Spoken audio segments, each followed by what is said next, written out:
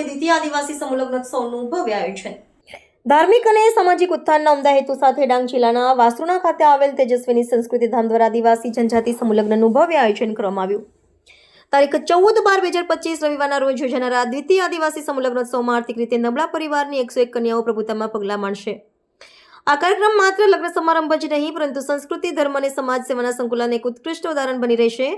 આ સમૂહલગ્નોત્સવનું આયોજન તેજસ્વીની સંસ્કૃતિ ચેરિટેબલ ટ્રસ્ટ દ્વારા કરવામાં આવ્યું છે. તેને પરમ પૂજ્ય સંત શ્રીમદ જગતગુરુ રામનંદાચાર્ય સ્વામી શ્રી રામનરેશાચાર્યજી મહારાજના પાવન આશીર્વાદ પ્રાપ્ત થયા છે. તેમજ પૂજ્ય આદ્યશક્તિ માતાજીના પવિત્ર સાનિધ્યમાં શુભ કાર્ય સંપન્ન થશે.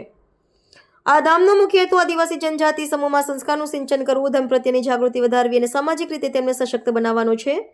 પત્રિકામાં સ્પષ્ટપણે જણાવવામાં મુજબ સંસ્કૃતિ ધામ સંસ્કૃતિ અને ધર્મ પ્રત્યેનું પ્રબુદ્ધ જ્ઞાન પોતાની જાતે મેળવી બનાવી તેવા ઉદ્દેશ્ય સાથે કાર્યરત છે. આ શુભ પ્રસંગને દીપાવવા માટે અનેક મહાનુભાવો ઉપસ્થિત રહેશે. કાર્યક્રમમાં આમંત્રિત તરીકે નિમિષા નિલેશ નાયક તથા ટ્રસ્ટી રમેશભાઈ વેલણી અને તેજસ્વીની સંસ્કૃતિ પરિવાર હાજર રહેશે. આ ઉપરાંત ટ્રસ્ટના સંરક્ષણ તરીકે પરમ પૂજ્ય સ્વામી રામનરેશાચાર્યજી મહારાજ, આશ્રયદાતા તરીકે પરમ પૂજ્ય કેસરબેન ગોંડલી અને પ્રેરક માર્ગદર્શક તરીકે પરમ પૂજ્ય ડૉક્ટર B.K. મકવાણા ઉપસ્થિત રહેશે. આ કાર્યને સમાજ સહાયક વિકાસ શિવોહમ શિવોહમના સૂત્ર સાથે આગળ વધારવામાં આવી રહ્યો છે.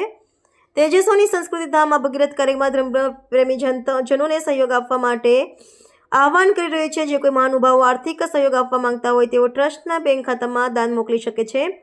તેજસ્વીની સંસ્કૃતિ ધામના પૂજ્ય હેતલ દીદી અને પૂજ્ય ડૉક્ટર કેતન દાદાના સાનિધ્યમાં પવિત્ર પ્રસંગ ડાંગ જિલ્લાની આદિવાસી સંસ્કૃતિને વધુ મજબૂત બનાવશે અને સમાજમાં એકતા તથા સહયોગની ભાવનાને પ્રોત્સાહન આપશે. રિપોર્ટર રમેશ મહાલા, ડાંગ.